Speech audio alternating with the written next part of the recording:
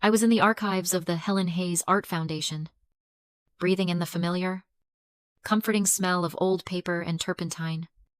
When my phone buzzed, it wasn't a text. It was an email from my sister, Michelle, sent to the entire family council, my father Michael, my mother Lisa, and my uncle Robert. The subject line hit me first. Board Decision Foundation, Dissolution and Q4 Management Fee. My eyes scanned the body. The board has voted to liquidate all foundation assets. Irene's curatorial contract is terminated. Her residency stipend is revoked. A monthly management fee of $10,000 is effective immediately. My blood ran cold. Then, the replies popped up at the bottom. My father noted. My mother, a difficult but necessary step. And finally, my sister, Michelle, execute. Have you ever felt like the invisible one in your own family? Let me know your story down in the comments. I'd love to know who's part of our community. I didn't cry. I didn't call my mother and scream. My breath caught in my chest. Just for a second. But then my mind went perfectly, dangerously clear. Execute. I whispered to the empty room. Fine. I looked up at Margaret, our 74-year-old archivist, who had been with Aunt Helen for 40 years. She was looking at me, her face pale, sensing the shift in the air. Margaret, I said, my voice even. Lock the main gallery doors. We're going into lockdown. No one comes in or out without my authorization. She just nodded. Bless her. And moved to the entrance. I walked straight to Aunt Helen's office, my office, and locked the door behind me. I sat at her heavy mahogany desk and opened my laptop. I wasn't opening my email to reply. I was opening the asset management system. Me fingers flew. First, the internal inventory. I navigated to the admin panel and activated the curator's seal. It was a protocol Helen and I had designed years ago. It meant no piece could be moved, cataloged for sale, or even transferred between rooms without a dual code authorization, mine and Margaret's. The digital inventory was now frozen solid. Next, the external. 60% of our collection, the most valuable pieces, weren't even in the building. They were stored at Fortress, a high-security fine art storage facility in Delaware. I picked up the secure line. Fortress, how can I help you? This is Irene Hayes, from the Hayes Foundation. I'm initiating a full asset lockdown. Authorization, code Delta 7. There was a pause. The man on the other end was professional. Ms. Hayes. Authorization, code Delta 7. That is a full stop freeze. Is that correct? That is correct. All assets in Vault 7C are to be frozen immediately. All access and transport requests are denied. Effective now. Regardless of who they come from. That includes any member of the operating board. Understood. Ms. Hayes. Vault 7C is now under full preservation seal. Nothing moves. I hung up the phone. Michelle thought she was firing the help. She had no idea I was the only one with the keys. She had just tried to sell a $15 million collection, and I had just locked her out of it. Of course. The phone started ringing. It was a symphony of panic, and I let it play. First, my mother, Lisa. I watched her picture flash on the screen. I silenced it. It went to voicemail. Irene. What on earth do you think you're doing, Michelle? Said you've locked the archive accounts. You are making a mess. Irene. Sotheby's is waiting on the catalog. You need to unlock it. Right now? Her voice wasn't worried. It was annoyed. The same tone she used when I'd spilled juice on the carpet as a kid. An inconvenience. Next. My father. Michael. Silenced. Voicemail. I don't know what kind of game you think you're playing. But it stops. Now. Your Uncle Robert and Michelle have been working on this liquidation deal for a year. You are embarrassing this family. Be a professional. A professional. That was funny. I didn't answer a single call. I just sat there in the quiet of Aunt Helen's office, listening to the voicemails pile up. They weren't angry that I was hurt. They were angry that the ATM was suddenly out of order. Then, my phone lit up with a text. It was Michelle. Of course. She wouldn't call. Calling implied a conversation. Michelle issued decrees. The text read, I don't know what you think you accomplished by calling Fortress. It doesn't matter. Our lawyers will handle the seal by morning. You're only making this harder on yourself. You have 24 hours to vacate the apartment before we change the locks. I typed back. Me fingers steady. The apartment is part of my curatorial contract, and the art belongs to the foundation. Not to you. The 3 little dots appeared instantly. She was angry. Good. Her reply came back. And it was the one that finally broke everything. You are the foundation we're dissolving. You're not family. Irene. You're just the help. And the help is being fired. The help? The word just hung there in the air. All those years of service. Of care. Of dedication. All the nights I sat with Helen, so my parents and my sister could go on vacation. All of it. Reduced to a single dismissive word. That text wasn't just an insult. It was a green light. It was the moral permission I needed to do what had to be done next. The next morning, I wasn't in my apartment. I was sitting in the quiet, leather-bound office of David Fields. David was 68, with a kind face and eyes that had seen absolutely everything. He had been Aunt Helen's estate lawyer for 30 years. And he greeted me with a sad, knowing smile. Irene, he said, gesturing for me to sit. I've been waiting for this call for 3 years. Helen told me this day would come.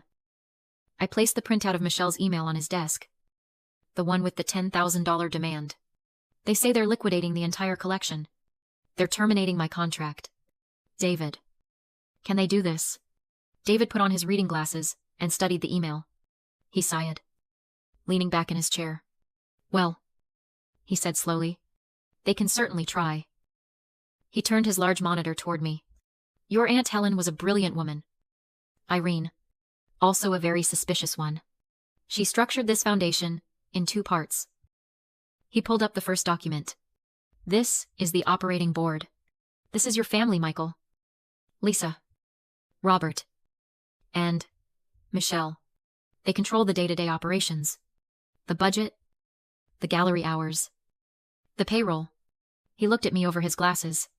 And yes, technically, they do have the authority to terminate your employment as curator.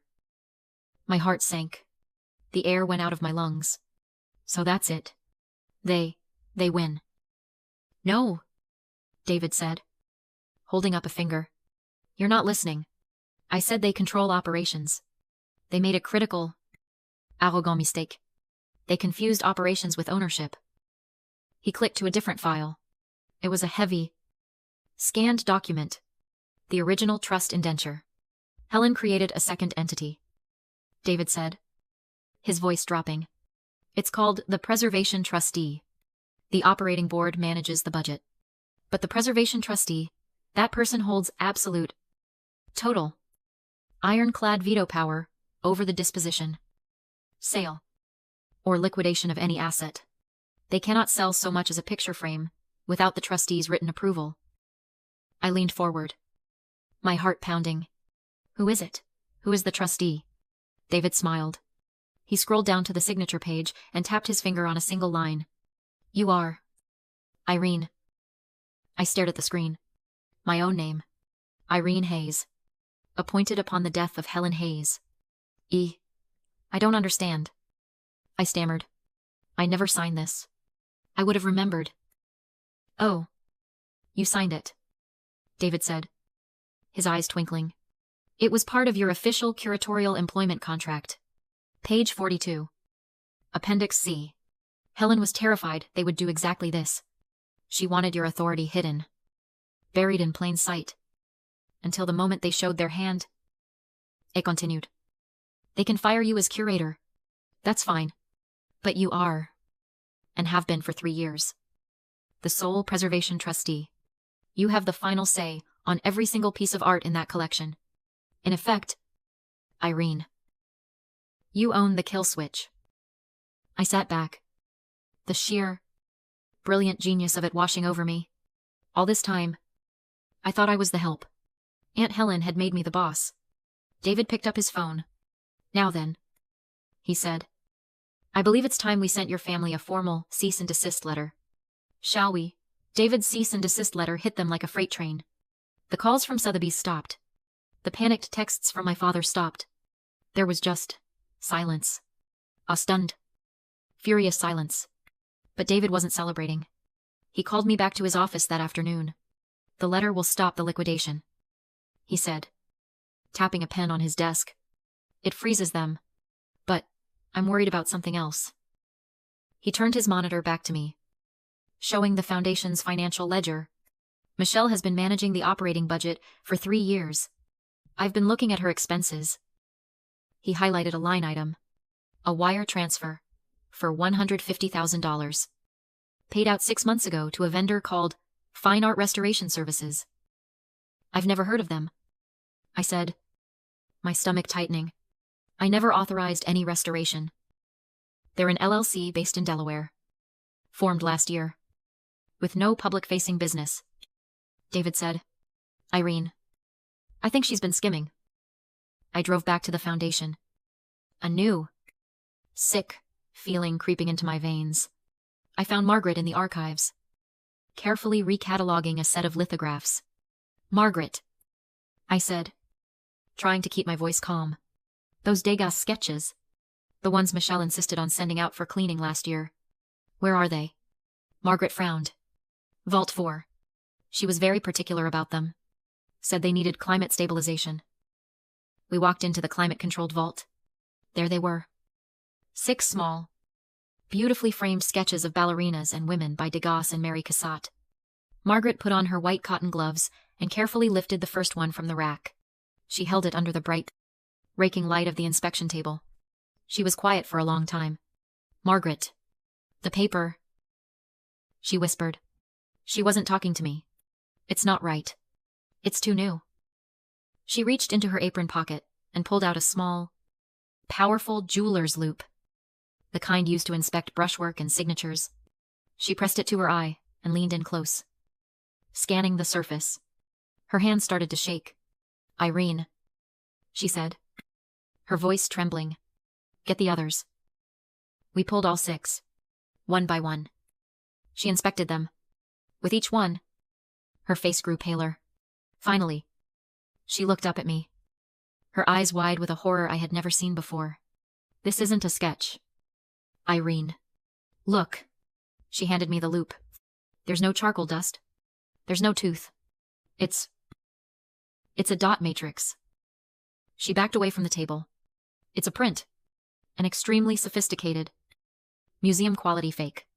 But it's a print. They're all prints." I had to grab the edge of the table to steady myself. "Oh, God. Oh, no." It all crashed into place. This wasn't just about skimming $150,000 through a fake restoration company. That was just the invoice for the crime. Michelle had stolen the originals. She had replaced 6 priceless sketches worth millions, all on their own with near-perfect fakes. And the liquidation. The grand Sotheby's auction. It wasn't just a cash grab. It was a cover-up. She was trying to sell the entire collection, fakes and all, before a real expert, a real buyer, could ever get close enough to spot the fraud. She wasn't just a bully. She was a high-level art thief. And she had just tried to sell the evidence of her crime. It didn't take long. The gallery doors burst open, slamming against the stops. Michelle stormed in, flanked by my father Michael, my mother, Lisa, and my uncle Robert. Their faces were flushed, their eyes furious. They were clutching copies of David's cease and desist letter. "What is this circus?" Irene Michelle shouted, her voice echoing in the main gallery. "The preservation trustee. Who in the hell do you think you are?" I was standing calmly in the center of the room. David Fields and Margaret stood with me. "I'm the person Aunt Helen trusted," I said, my voice cold and even. "You're done," my father yelled, pointing a shaking finger at me. "We may not be able to sell the art, but we still run this place. And the operating board just voted. You are fired. Now, pack your things and get out of my sister's apartment." "Actually," David Fields interjected, his voice polite but firm, "you can't fire her. And it's not his apartment." He slid the heavy trust indenture across the main table. "If you'll direct your attention to Clause 14b, The preservation trustee holds full and total veto power over all decisions made by the operating board. You can't fire her. You can't change the locks. You can't, in fact, do anything at all without her express written consent. The color drained from Michelle's face. The arrogance. The confidence, it all evaporated. She looked at my father. Then at David. And then at me. She finally understood. She had lost. But that's not why we're here, I said quietly. I nodded to Margaret. She walked over to an easel and placed one of the small, framed sketches on it. One of the fakes. It's beautiful, isn't it? I asked, walking closer to it. A perfect copy. I was wondering. Michelle, how much did it cost you? A small part of the $150,000 you embezzled. My parents looked confused. Embezzlement, my mother whispered. Irene, what are you talking about? Michelle's composure shattered. The mask of the high-powered executive was gone, replaced by the terrified face of someone who had been caught. Irene, she stammered, taking a step toward me. Her voice was suddenly desperate, pleading. Irene, please. This is family. We can fix this. We can work this out. I looked right into her eyes, the same eyes that had dismissed me my entire life. You already fixed this, Michelle. Via email. Remember? I turned to David. David. David picked up his own phone. Michelle Hayes, he said. We have documented evidence of 12 counts of wire fraud and grand-scale art theft. And as for the authorities... Just then, the gallery doors opened again. This time quietly. 2 detectives in suits stepped inside. Boston Police. Antique Fraude Unie. The taller one said, his eyes locking onto my sister. Michelle Hayes, you need to come with us. My mother let out a small, strangled cry. My father just stumbled back, as if he'd been punched, collapsing onto a gallery bench. Michelle. She just stood there, frozen, as the detectives cuffed her hands behind her back and led her out of the gallery, past the priceless art she had tried to steal. Michelle was convicted. The trial was fast. The evidence was overwhelming. Most of the original pieces were recovered from a private, unaudited vault in Switzerland, though 2 were gone forever. Sold on the black market. My parents, bankrupted by the legal fees and the shame, sold their house in Boston and moved to Florida. They were ruined. I, as the sole trustee, took control. I dissolved the old operating board and reformed the Helen Hayes Foundation. I brought in community leaders, art historians, and educators. I made Margaret the head of archives, with a real salary. We turned the gallery into what Helen had always wanted, a true non-profit, dedicated to educating and inspiring the public. I sat with David in the office a few weeks later. I still don't understand why, I said. It wasn't just the money. Was it? No, David said, shaking his head. She needed you to fail. Irene. It's a classic. Tragic dynamic. The golden child and the scapegoat. Michelle's entire identity, her entire sense of self-worth, was built on being the winner of the family. And to be the winner, she needed you to be the loser. She wasn't just trying to steal the collection. She was trying to steal the one thing you loved. The one thing you were genuinely better at. I thought about that for a long time. Later that day, Margaret came up to my office. She was holding a small, sample painting, a little seascape, not particularly well done, of the Boston Harbor. I found this in Aunt Helen's private storage, Margaret said, her eyes soft. She painted it herself in college.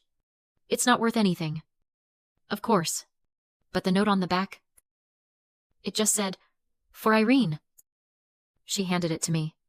It was monetarily worthless, but it was priceless.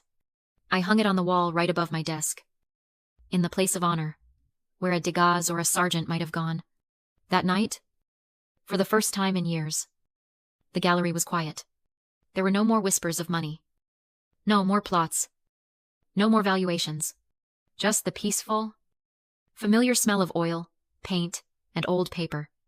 And as I walked upstairs to my apartment, to my home. I finally felt at peace.